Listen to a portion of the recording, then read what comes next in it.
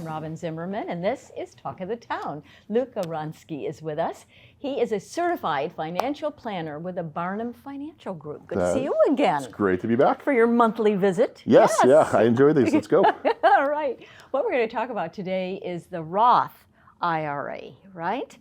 Yes. And so let's begin with what is it and how is it different from a regular IRA, Luke? I guess the easiest way to explain what it is to use something people recognize. So let's say a 401k or a regular IRA. People are familiar with that. You put pre-tax dollars into it and it grows tax-free, but then when you pull money out, you still owe those taxes. Right.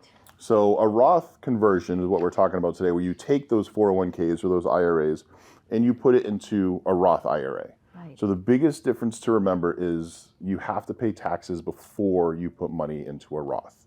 Okay. But once you put money in, as long as you keep it there for 5 years and wait till you're 59 and a half, just like you would do with a regular IRA, then your growth is tax-free and your money comes out tax-free. So that's really the biggest difference, where you're taxed. Regular 401k, IRA, people are familiar with that. You're taxed, it's pre-tax dollars from your paycheck.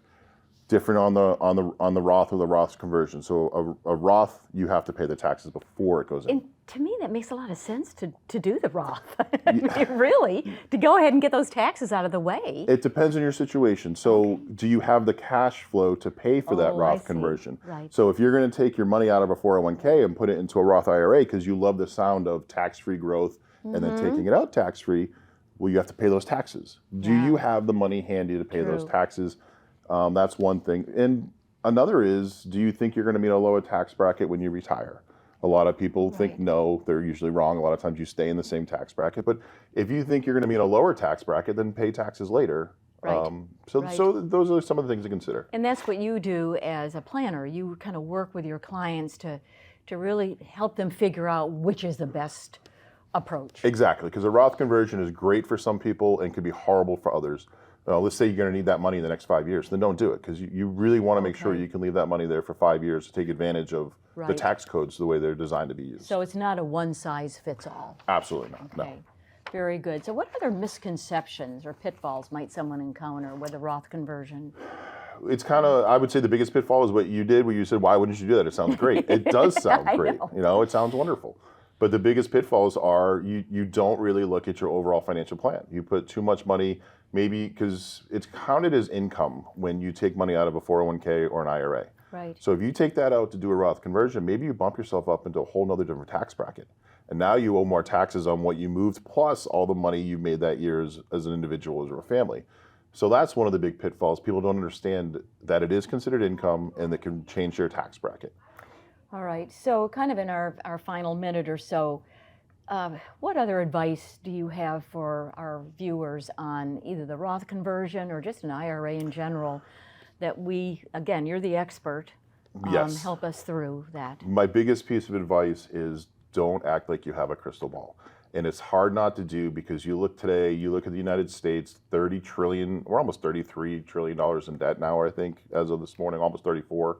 So it's easy to say taxes are going to be much higher in the future, so I want to do this. Right. You can get yourself in trouble guessing what the future brings, guessing what future tax codes can bring. 2026, we're going to have another big tax code because the sunset of the great sunset. Yes. So what's going to happen on the next tax code? So come up with a plan. Work with your certified financial planner. If get one if you don't have one. Right. Work with your CPA. Come up with a plan that works for you, but don't just think you know all the answers. And so, kind of in closing, there are many certified financial planners out there. What makes you unique? Why would we want to work with you, Luke? I would say meet with me first and make sure you do. Yeah, I'm not the perfect fit for everyone. Yeah. I have a certain style. I have a certain way I like doing things. I'm a big planner. I'm really big on strategy. Okay. If you like that kind of stuff, you're going to like working with me. But there are a lot of good certified financial planners out there. Find one that fits your personality. Sit down with them, chat with them, see if they connect with you. Because it is a partnership. It's a partnership. You're trusting them to make huge decisions for you. Right. So always go in, sit down, talk to them, listen to their ideas, listen to how they present it. But most importantly, do they listen to you? When you sit down that second and third time, are they giving you information back where you're like, you know what? They really did listen to me and what I'm trying to do. They're not just trying to feed me some product.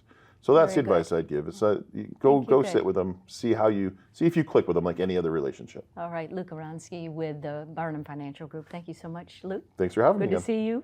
We'll see you next again month. This month, all right. Yeah.